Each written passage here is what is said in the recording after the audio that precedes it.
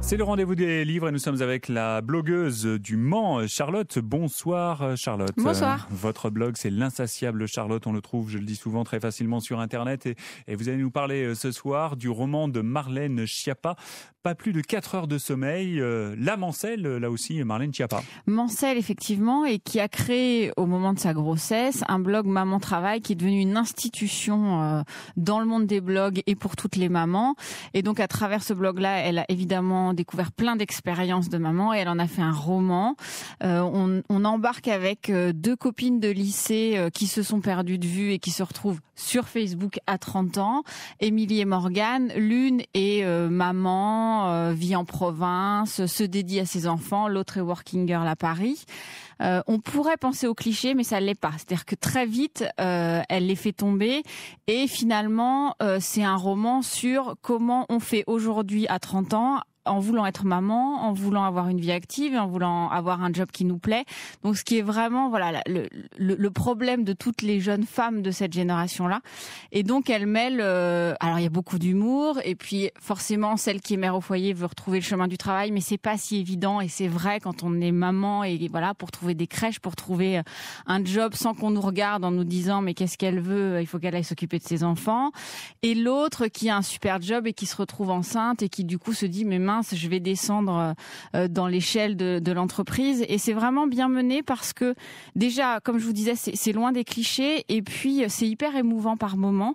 Il y a des vraies réflexions sur ce qu'est une maman et sur toutes ces petites pensées qu'on a et qu'on n'ose pas dire en se disant bah non, on peut pas dire qu'en fait c'est pas mal d'aller travailler le lundi matin en laissant ses enfants à la crèche parce que c'est hyper culpabilisant et en fait elle fait voler tout ça. Oui. C'est un roman qui sous un trait... Puis ça fait peut-être du bien aux enfants aussi.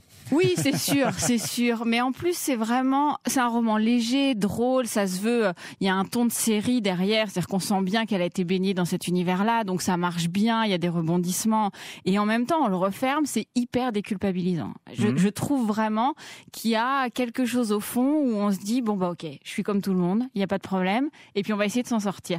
Donc c'est vraiment, et puis ça se lit super bien, c'est-à-dire que pour l'anecdote, j'ai lu ça en pleine insomnie de ma fille, donc le titre est impeccable et ça se lit, voilà, ça se dévore vraiment parce qu'il y a du rythme.